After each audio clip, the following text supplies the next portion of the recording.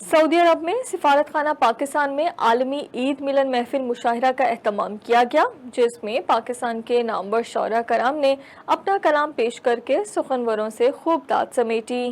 اس کے ایک اشارے پر میں موت سے بھی لڑ جاتا تھا، وہ کہتا تھا یہ کرنا ہے اور میں وہ کر جاتا تھا۔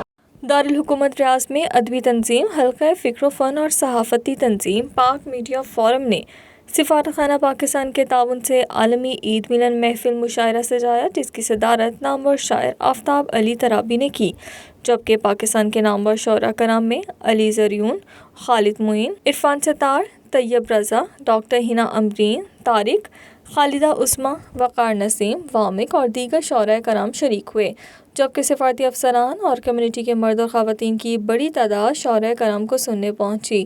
اس موقع پر شرکاء نے شاندار انداز میں اپنا کلام پیش کیا اور خوب داد حاصل کی۔ اجالے بانٹ دینا تم، سفر کی جب بھی ٹھانو تم، سفر کی جب بھی ٹھانو تم، دیا جب بھی جلاؤ تم، ہمیشہ من میں رکھو تم، ہمیشہ من میں رکھو تم، دیے کی لو بڑھانا ہے، اجالا بانٹ دینا ہے۔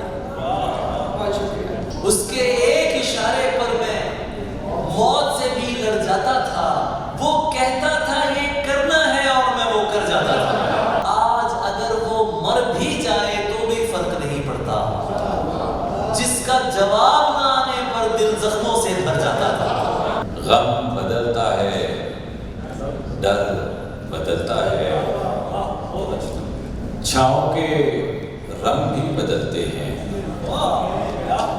چھاؤں کے رنگ بھی بدلتے ہیں، جیسے جیسے شجر بدلتا ہے۔ یہ تو اچھا کیا تنہائی کی عادت رکھی، تب اسے چھوڑ دیا ہوتا تو اب کیا کیا؟ اور وامق خیال یار نے ایسا کیا کمال، دیکھا جو آئینے میں تو منظر بدل گیا۔ عالمی عید ملن محفل مشاعرہ کے شرکاء سے خطاب کرتے ہوئے سفارت خانہ پاکستان کے ہیڈ آف چانسری محسن سیف اللہ، پاک میڈیا فورم کے صدر ذکاء اللہ محسن اور حلقہ فکر و فن کے ناظم الامور ڈاکٹر طارق عزیز کا کہنا تھا کہ عید ملن محفل مشاعرہ کا مقصد لوگوں کو پردیس میں دیس کے رنگوں سے ہمکنار کرنا تھا، جس سے اردو ادب کی ترویج کو فروغ دینا بھی تھا۔